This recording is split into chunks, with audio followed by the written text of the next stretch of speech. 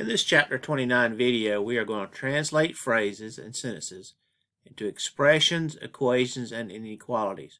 Now remember, we talked a little bit about expressions, equations, and inequalities in a previous chapter, so you should be kind of familiar with those.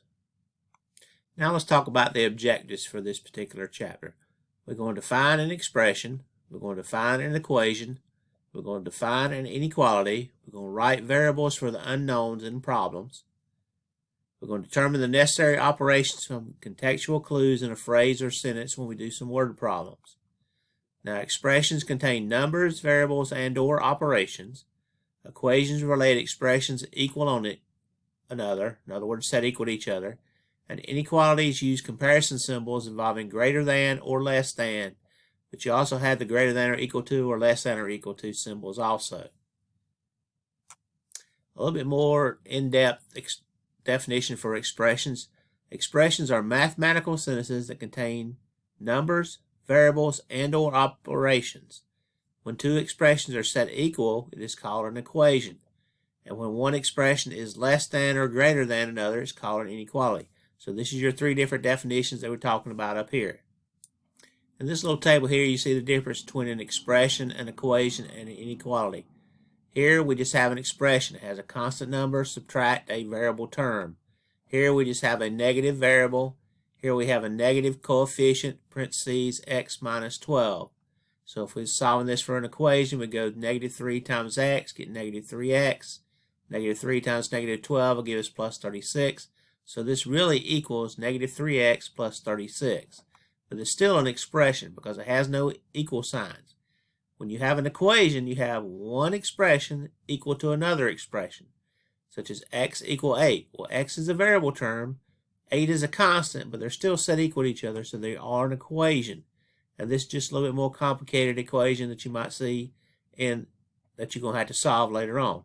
Now, inequalities, they are still an expression which is less than or greater than the other expression.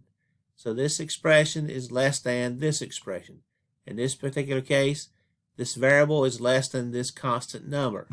And down here, it's still an expression, except in this case, it's greater than or equal to this other expression. So these are all inequalities. So you have to know the difference between expressions, equations, and inequalities. Once we understand the difference between the three, now we're going to start doing some translation to equations and inequalities. Where we have word problems, which are really just expressions. Once we set them equal to each other, we get an equation, or if we use an inequality symbol, we have an inequality. So one of the foundational steps of solving problems is translating written text in the problem into algebraic notation. This involves turning words and phrases into variables, numbers, operations, and a statement about equality. You will need to understand how these elements combine in expressions and equations, and to be successful at this TEAS task, you will need to practice shifting between the concrete and the abstract. Translating written language into algebra reduces the information to its most basic level. Now, sentence fragments become expressions. In other words, they don't have no equal signs or inequality symbols. They just have an expression. And full sentences become equations or inequalities. So a full sentence would be something like this or something like this. So you're going to be the author of these translations. Think of this as naming characters in your story, using variables as names to represent unknown quantities. What you will want to do is look back at the chapter 24 where you got this general strategy for problem solving.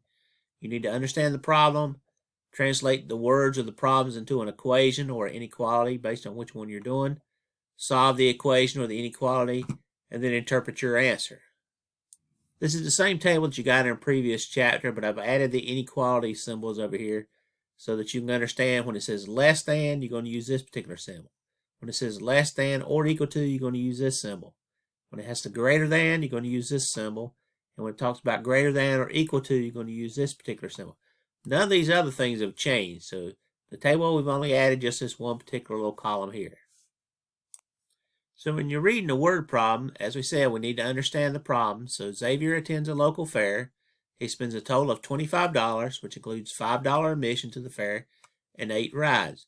When he returns home, his dad wants to know how much it costs for a single ride. So we want to know what it costs for one of 8 rides. So this is what we call a story problem. What you have to do is identify the extraneous or erroneous information. This means stuff that you really don't care about. And then we're going to pick a variable and tell what it represents. This is called redefining or defining the variable.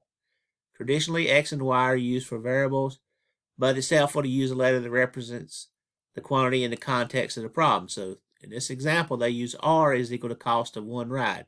R for ride. You could use anything you want to, but they just use that.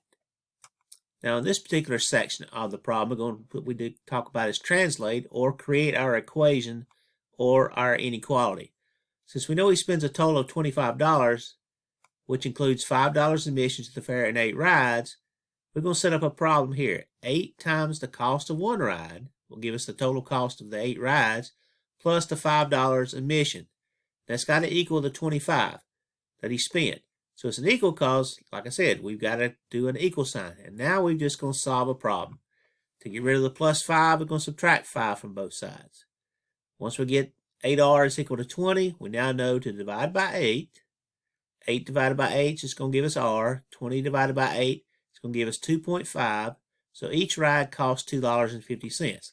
Now the way that you would check this is say, okay, if one ride costs us $2.50, what would 8 rides cost? Well, just 8 times 2.50 will give you a number, plus the $5 it costed him to get into the fair, and see if that equals the $25 that he spent. And you will see that that is exactly what happened. In your book, you're going to see this example, and once you look at it and read how much pepperoni can she buy and stay within her spending limit, that's going to tell me that we need to have an inequality, which is it's got to be less than or equal to the amount of money she has. But I'm going to let you work through this one yourself. Now, this is not necessarily mentioned in your textbook, but it is really important. You have to be careful when using the inequality symbol. Do you need to include the equal sign or not as part of the inequality symbol? So an example, if it just said at least 5, that means it could be 5, so it could be equal to 5 or it could be greater than 5. But if it says no more than 5, that means it has to be less than or equal to 5. It can't go over 5, but it can be under 5. When you got the more than 5, that just means there is no equal sign. It has to be more than 5 or greater than 5. But if it says less than 5, then that means it can be 1, 2, 3, or 4, but it has to be less than 5. So here's a word problem example that we're going to see how we can do this and make sure that we understand how to set up an inequality. It says on the last 3 math exams, a student scored 90, 89, and 82.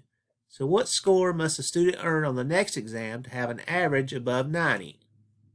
Now some of the things we have to read and interpret from this particular thing is we already have 3 exams, but we're going to have a 4th one. That's the next exam. Now to have an average above 90, we have to remember how do we find the average of a list of test scores. So our solution is going to be, I just let X be the score that the student makes on the next exam. To find the average, we have to add the 3 exams already taken plus the 4th exam, X, together, then divide by the number of exams, 4, to get the student's final average. This is the way you find the average of 4 tests. You add them all together, so we got the 3 that we know, plus the 4th one. Then we're going to divide that sum by 4.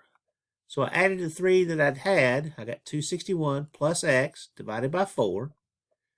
And so the final average must be above 90. This means the average must be greater than 90, so our inequality will be true. And how do we get that? Well, 261 plus X divided by 4 has got to be greater than 90, because they said have an average above 90, so it can't be 90 exactly. It has to be above 90. It could be 90.1, but that would still be above 90. So we need to multiply both sides by 4 to clear out the fraction to get this. Once we did that, the division symbol goes away on this side. 90 times 4 is going to give us 360. Then we're going to subtract 261 from both sides to get X by itself. Once we do that, we have to have X is greater than 99. So the student has to make a score of 99 or greater to have the final average above 90. So if they have it at 99, it's got to be greater than 99. So the only way you can get it is have 99.1 if they give you partial credit for a problem, or X would have to be at least 100 if it's a whole number scale. So be careful when you're doing these inequalities. Make sure you have the right symbol according to what the wording is. Since we have to have an average above 90, our answer must be greater than that particular answer. So good luck on this chapter, and if you got any questions, make sure you send me an email.